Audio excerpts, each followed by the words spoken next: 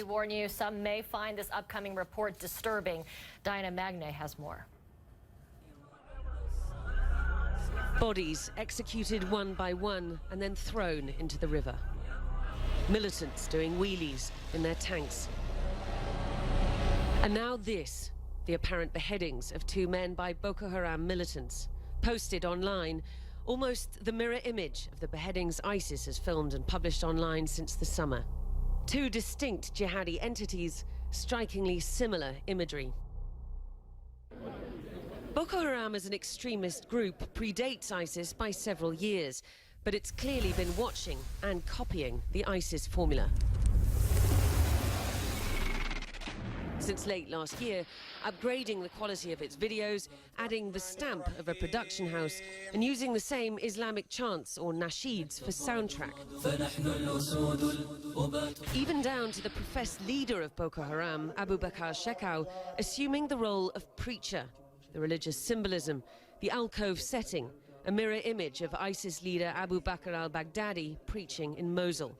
For Boko Haram, I think emulating Islamic State is a lot of benefit. Obviously, it gains the group prominence and places them on the same platform as the Islamic State. But then we cannot also discount the possibility that there are discernible linkages between the 2 groups, and that using Islamic State's imagery and making references to their leader might be a preamble to a more established linkage between the 2 organizations.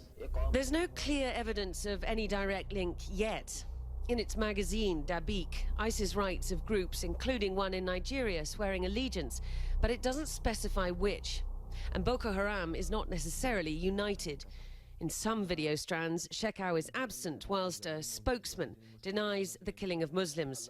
And in others, Shekau is a prominent feature, and no apologies are made for the murder of fellow Muslims. Typical of an extremist ideology where Muslim apostates are targeted, and suggestive perhaps of ideological splits within Boko Haram, similar to those between Al-Qaeda and ISIS.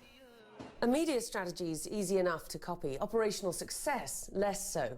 And though Boko Haram is capturing and seizing territory, it's not using the same kind of governance tools as ISIS does. And it doesn't control the same kind of economic resources, the oil wealth, that ISIS does. And crucially, so far, it doesn't have a trail of would-be foreign fighters flocking its way.